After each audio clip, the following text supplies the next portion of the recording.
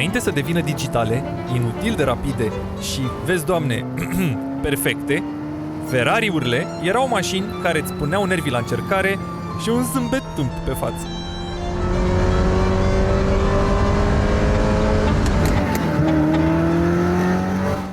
Acesta este un 348 TB, ultimul Ferrari din dinastia Enzo.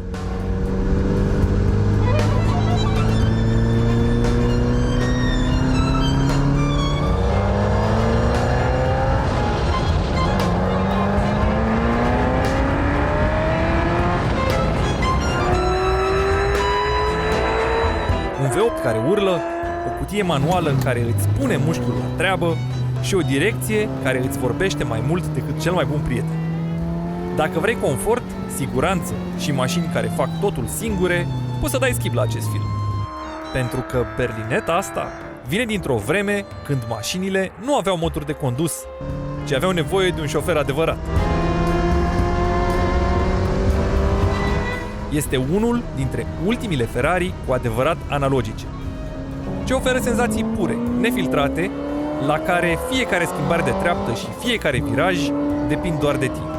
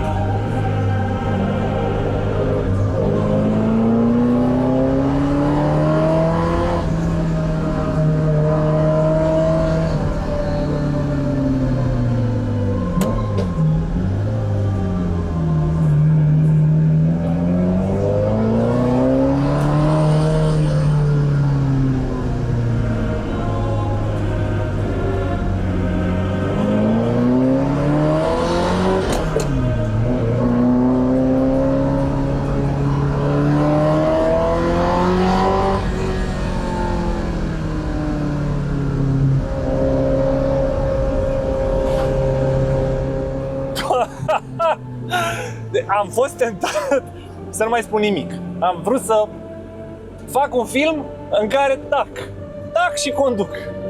Dar n-ai cum, pentru că trec atât de multe lucruri prin cap acum. Începând cu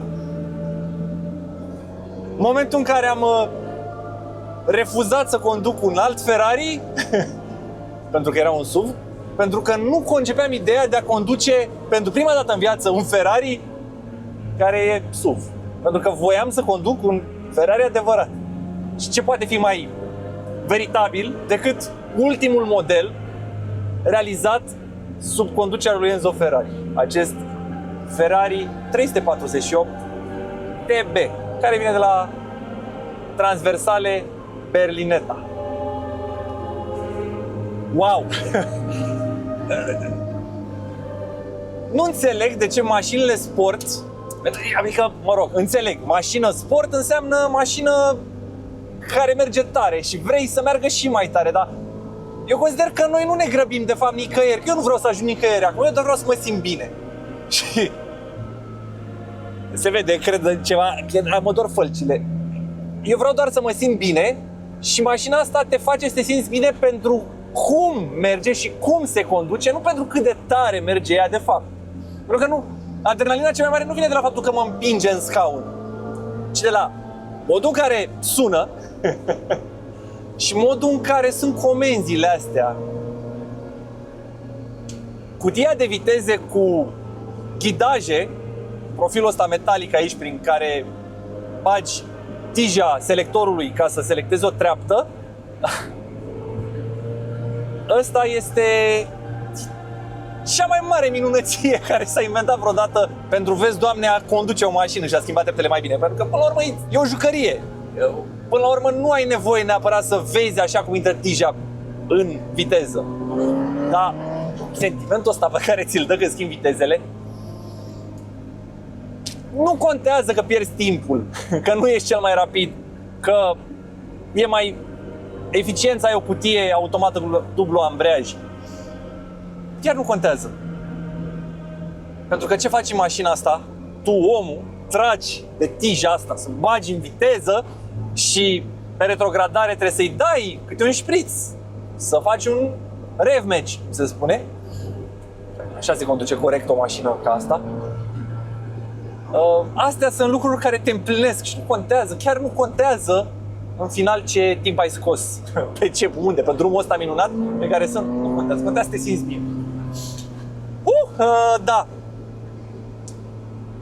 Ferrari 348 este un model care multă vreme a fost subevaluat, așa, privit ca îl mai fraier dintre frații săi, pentru că 308 și 328 sunt mai scumpe. 355, modelul de după, de asemenea e mai scump. Pe ăsta nu prea l-a plăcut lumea, că nu înțeleg de ce. Pentru că are designul ăsta exterior atât de țipă a surpriză de gume turbo. Ăsta e Ferrari-ul pe care îl vezi pe surprizele de gume. Eu cred că am avut mai multe Ferrari 348 TS, cred că era Spider la gume turbo decât Testarossa. Da, oricum, este contemporan cu Testarossa, 512 TR, și are aceste prize laterale cu grilaj. Și la fel are acel grilaj pe stopuri. Mai retro 80s de atât. Nu se poate. Iar sunetul motorului ăsta V8 cu țipătul ăla de Ferrari, până la urmă, te gândești la motor de Formula 1 când l-auzi. Ți se ridică efectiv părul pe ceafă. Vrei ture mașina asta. Ia uzi.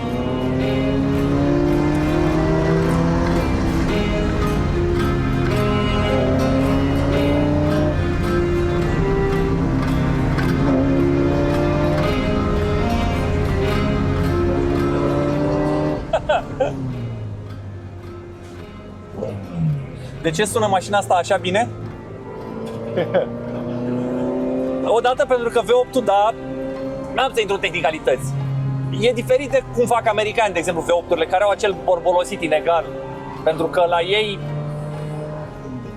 arborele cotit are manetoanele în două planuri, da? Formează, văzut din profil, formează o cruce. Ăsta e un V8 la care manetoanele sunt într-un singur plan. Dacă te uiți din lateral, le vei vedea doar opuse la 180 de grade. Și asta îl face să fie un motor care îi plac turele. Poate n-are cuplu de jos ca... Aha, Adică, fii atent că întorc Ferrari-ul dintr-o mișcare. Da, n-are cuplu de jos ca un V8 american, trebuie să tragi de el, dar normal că te bucuri, că sună, ia auzi. 1, 2, 3, și deja e, da, gata.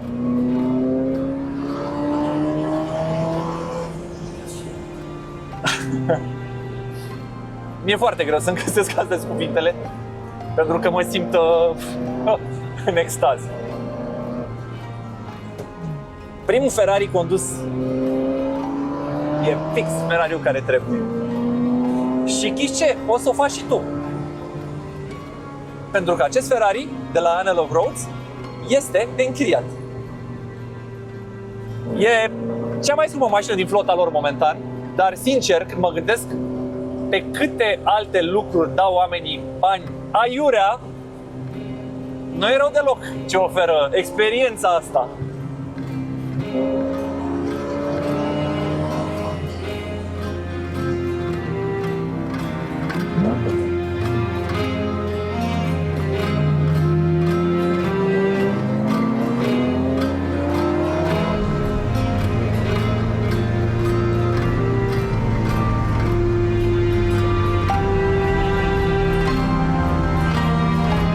Episodul este realizat în colaborare cu Anhel of Roads și face parte dintr-o serie dedicată unei eclectice colecții de mașini clasice. Iar dacă v-a plăcut acest film, cu siguranță trebuie să le vedeți și pe celelalte. Găsiți link-urile în descriere.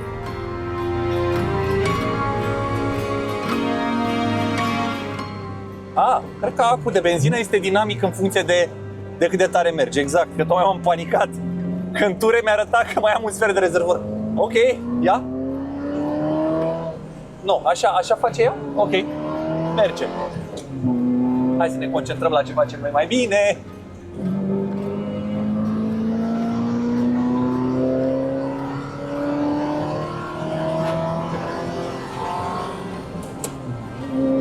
De-aia e cea mai cunoscută marcă din lume, nu? De-aia era de mulți fani, de-aia orice copil, oriunde când vede mașina asta știe că e Ferrari. Pentru că te face să simți special. Te face să te bucuri de ce minune mecanică au putut să facă italienii. Adevărul că mai analog de atâta nu se poate. Mașina nu are servodirecție. E un pic grea direcția la viteze mici, dar vai cum se simte pe virajele abordate încrezător așa. Nu există. Oricum ar fi servoasistarea, ia din feedback, evident. Uite direcția aici. E greu, și aici e un pic grea, dar e fix cât trebuie. Și apoi avem lumina asta portocalie în bord. Și apoi avem scrisul ăsta cu fonturi de anii 80. Volanul ăsta cu centru mic, fără airbag, because we die like a real man. Stai super jos, super aproape de asfalt. Interiorul e strâmt, mașina e foarte mică. Nu spun că e confortabil mai ales să urci, să cobori din ea, nu e deloc confortabil, dar important e că am încăput și doar frec un pic capul de plafon, fără să mă lovesc în el, așa oricum e moale, știu ei ce știu. Volanul e foarte departe, cred că efectiv trebuia să-mi trag scaunul, să-l și îndrept. Dar bravo, mă! Așa se conduce un Ferrari. Dar acum am capul foarte aproape de plafon. Cred că așa se conduce un Ferrari.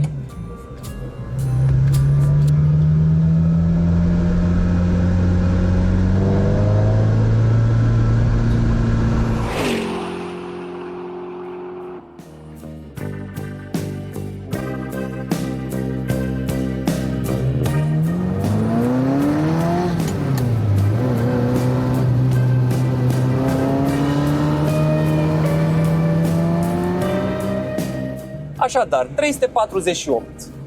Un descendent al Ferrari-urilor mici cu motor central, care au început, bineînțeles, cu Dino, model lansat în 1989. Denumirea este o descriere a faptului că are motor de 3,4 litri, 8 cilindri în V, deci 348, Și după cum am spus, transversale Berlinetta, abreviat TB, înseamnă că are transmisie transversală și caroserie închisă. Transmisia transversală este o tehnologie pe care Ferrari a luat-o din Formula 1 și a adus-o pe mașinile de stradă, iar 348 e primul care a avut această soluție. Practic, motorul este dispus longitudinal, spre de predecesoarele sale, iar cutia este la 90 de grade. Practic are arborii paraleli cu cu planetarele. Apoi, motorul longitudinal, de asemenea, pentru prima dată într-un model ăsta de mare serie, pentru că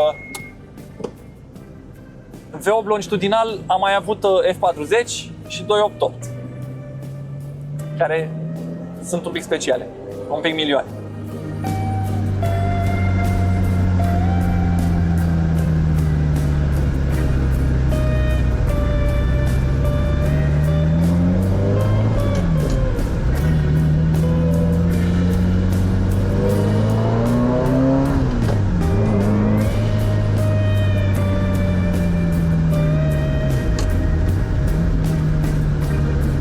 Calitatea interiorului este deplorabilă. Na, trebuia să o spun. E aici, e în fața mea. Cumva mi-amintește de Olsit, jur. Dar asta era Ferrari atunci, un constructor mic, italian, erau italienii oricum. Nu au făcut interioare bune. Se știu, ori s-ar arunce niște oameni cu roșii în mine, dar asta e realitatea. Poate doar pe la lunch am văzut ceva mai frumos și hai, fie și Alfa. Dar nu, italienii n-au făcut interioare bune și plasticele de aici sunt crocante. Efectiv, nu mai zic că au avut porțiuni lipicioase, încă mai, da, așa se comportă ele în timp. Altfel, multă atenție, îmbrăcat piele cu sături, dar văd aeratoarele alea cum sunt asamblate. Dar nu despre asta e vorba. Și asta e plăcere. Plăcerea de a conduce. Aoleu, ăștia salții, nu. Este nebunie mecanică. Hai.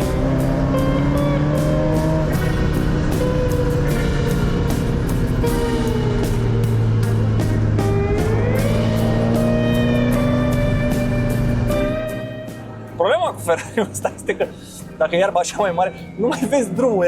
Sunt zone unde aș putea să depășesc, dar sunt foarte jos. Dar senzația de viteză e mai mare când ești foarte jos.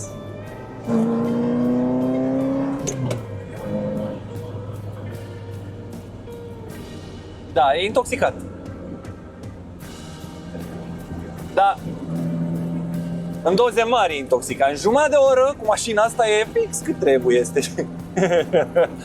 să te încarci, să te bucuri. Dar atenție, acum lăsând gluma la o parte și să fim și un pic serioși. Nu este o mașină care să te prostești. Nu e despre viteză sau despre viraje atacate la limita aderenței. Pentru că este un Ferrari din anii 80. Și Ferrari-urile astea oferă multă bucurie, dar sunt o sabie cu două tăișuri. Și când mușcă, nu vrei să fii aproape, chiar nu vrei. Dar e loc de multă plăcere până acolo. E schimbătorul ăsta.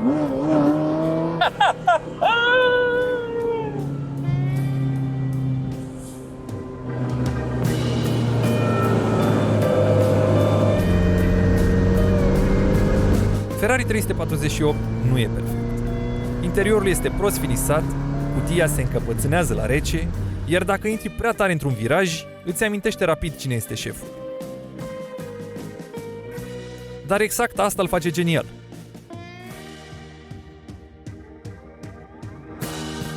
Este un Ferrari care te pune la treabă, nu doar te face să pari bogat.